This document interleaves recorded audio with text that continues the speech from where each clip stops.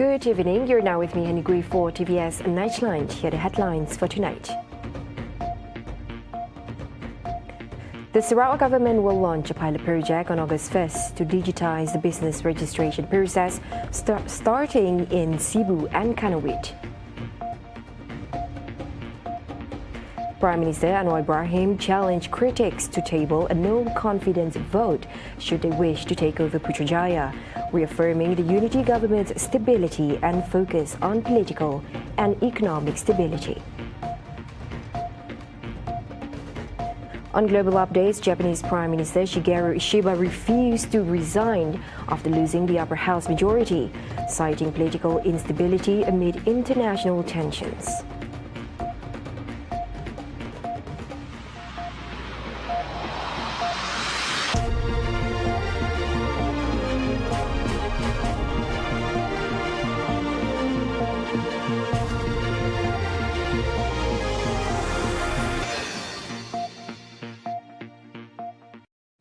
The Sarawak government is committed to boosting economic competitiveness by leveraging digital technology and AI while advancing core sectors for sustainable and inclusive prosperity. Premier Datuk Patinggi Tan Sri Johari Tun Openg highlighted this strategy in his Sarawak Day Address under the PCDS 2030 framework. He added that Sarawak's commitment reflects its effort to move beyond reliance on natural resources, leveraging technology for sustainable yet globally competitive growth. Abang Johari emphasized the importance of racial harmony and quality education as the foundation for development. Starting next year, selected fields at government-owned universities in Sarawak will offer free education to foster competitive human capital and reduce financial burdens. Additionally, Abang Johari reaffirmed the government's commitment to defending Sarawak's rights under the Malaysian Agreement 1963 and called for unity in supporting this effort. A pilot project to digitize the business registration process will be launched on August 1st. Deputy Premier Dato' Amar Dr. Sim Kuyan said the 6-month initiative will begin in Cebu and Kanawit, running until February 2026. The project, he said, aims to reduce the current registration approval period, which takes up to 60 days, by simplifying and centralizing a process that usually involves multiple agencies.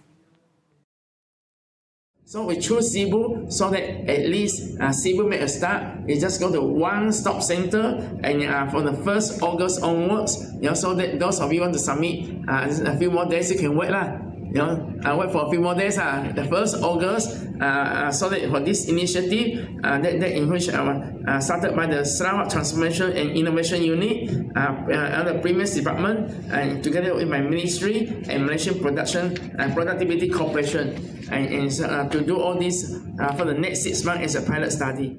The current business registration process in Sarawak requires applicants to interact with multiple agencies at different locations and complete numerous forms. This process is time-consuming, often taking up to 60 working days. The pilot project, however, will streamline the registration for business names, trading licenses, and operational licenses through a single agency at a designated facilitation center. Applicants will only need to fill out one composite form, with the process expected to be completed within 5 to 14 working days for low-risk businesses and up to 30 days for high-risk businesses. Mambong's upcoming Clinker Line 2 project will play a pivotal role in driving Sarawak's construction industry, effectively eliminating the dependency on imported clinker. The 673 million ringgit project by Jaya Mata Cement Sdn Bhd is expected to be fully operational by June 2027, with a production capacity of 6,000 metric tons of clinker per day.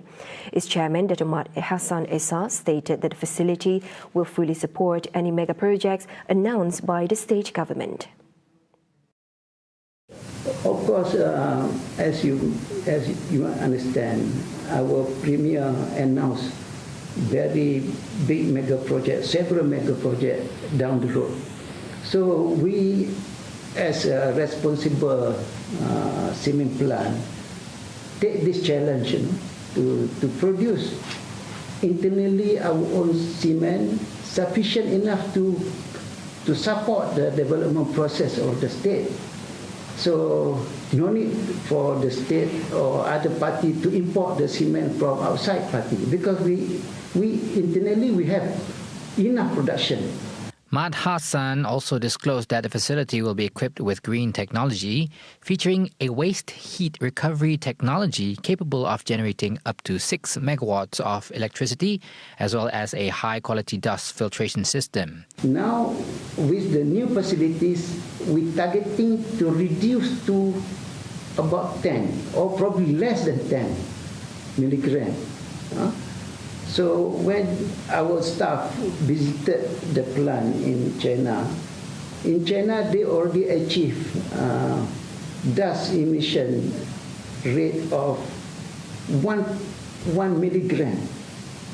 So internally we asked the management, okay, we cannot achieve the 1 milligram, but try to get the best, at least 10 or below 10, which is the standard is 50. With competitive clinker production and advanced technology, this project is not only expected to reduce operating costs, but also act as a catalyst for technology transfer and the development of local workforce in Sarawak. Prime Minister Datuk Seri Anwar Ibrahim has denied any last-minute changes to the judicial appointment nominations submitted to the Conference of Rulers, dismissing accusations as baseless and an attempt to politicise the judiciary. He explained that the list was submitted earlier and approved by the Yang di-Pertuan Agong before the speculations arose. He also clarified that the appointment process managed by the Judicial Appointments Commission JAC involved consultation with the Conference of Rulers and was not solely his decision. Dan dipersetujui nama yang kita kemukakan dari awal, tak ada tukar. Kerana sekarang ni bila dah berlaku begini, ada yang kata sebenarnya no tukar last minute. Tak betul, boleh cek. Nama itu yang dikemukakan, nama itu akhirnya diperkenan. Jadi tak ada tukar. Dia tak masuk orang ini, Datuk ni, tapi Tan Sri ni, tapi dia dah dengar aja ditukar nama ni. Ini keadaan, saya tidak fikir soal badan kehakiman harus dipolitikkan. Itu tonggak dalam sistem keadilan negara.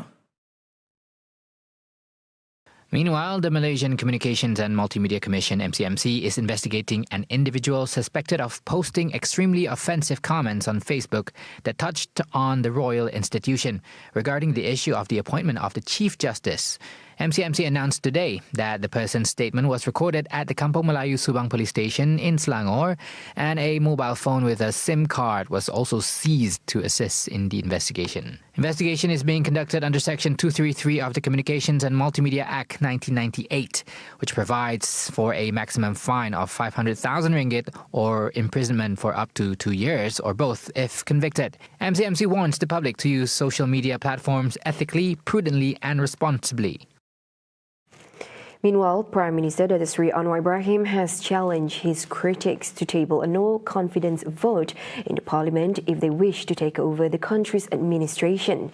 He sternly stated that attempts to change the government without a democratic process would undermine the country's stability. Anwar emphasised that the unity government remains stable with a clear two-thirds majority, and any effort to overthrow it without elections would violate constitutional principles.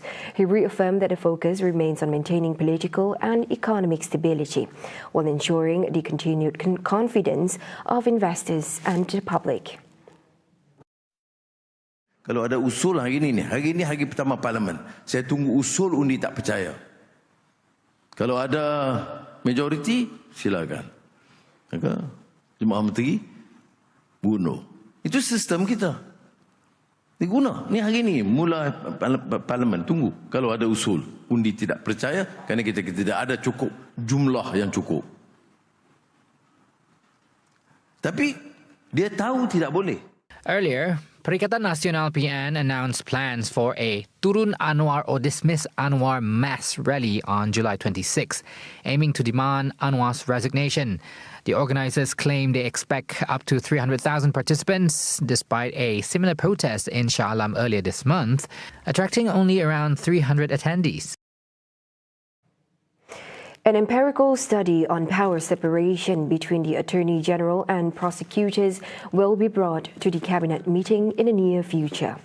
Minister in the Prime Minister's Department for Law and Institutional Reform, Dr. Sri Azalina Othman, said the study has been completed and was conducted by the Legal Affairs Division of the Prime Minister's Department, BHEUU, and a special committee under the August House.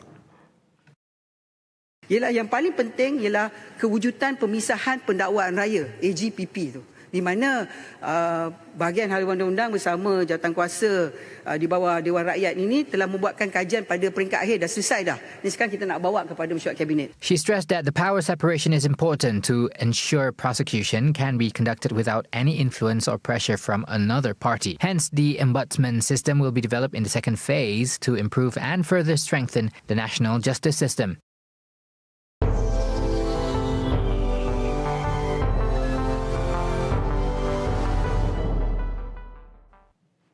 After losing the majority in Japan's upper house, Prime Minister Shigeru Ishiba refused to resign from his position. The election saw 125 out of the 248 seats in the upper house contested. The ruling coalition needed 50 of those seats but only secured 47, 39 from the Liberal Democratic Party LDP and 8 from Komeito, leaving them with a total of 122 seats. Many attributed Ishiba's defeat to the looming U.S. tariffs imposed on the country. However, he argued that political instability is an inevitable consequence, especially given the current international situation, which has caused growing unease among the public. 今般の選挙結果に対する重大な責任を痛感しながらも、政治を停滞させないよう、漂流させないよう、地方の皆様方の声も丁寧に真摯にお聞きをしながら、比較大党としての責任、そして国家国民の皆様方に対する責任を果たしていかねばならないと、このように考えております。特に米国の関税措置につきましては、我が国の国益を守り抜くことを大原則に、8月1日という新たな節目も念頭に、関税ではなく投資という考え方を基盤に、日米双方にとって利益となる合意を実現をいたしてまいります。Wrapping up the Nightline, a shooting in Copenhagen on Sunday left a 32-year-old man dead and 2 others, both in their 20s, injured. The injured individuals arrived at the hospital independently for treatment. And according to authorities, the shooting took place around 7 p.m. local time in the Rutan area of Tinberg. And as of this morning, no arrests have been made in connection with the incident. The police received several reports of gunfire and quickly responded to the scene. Authorities have launched an investigation and are actively searching for the suspect, who was reportedly seen fleeing the scene. It remains unclear how the suspect left the area, either by foot or a vehicle, and the motive is still unknown. Despite the suspect being at large, the police assured the public that there is no indication of ongoing danger to local residents. See the world closer with TVS as we bring you the latest news updates both locally and internationally. For more headlines anytime, anywhere, just head on to our official website tvsarawak.my or follow us on our social media platforms. Those were the updates on TVS Nightline. I'm Handy Gui. Thank you for watching. Have a good night.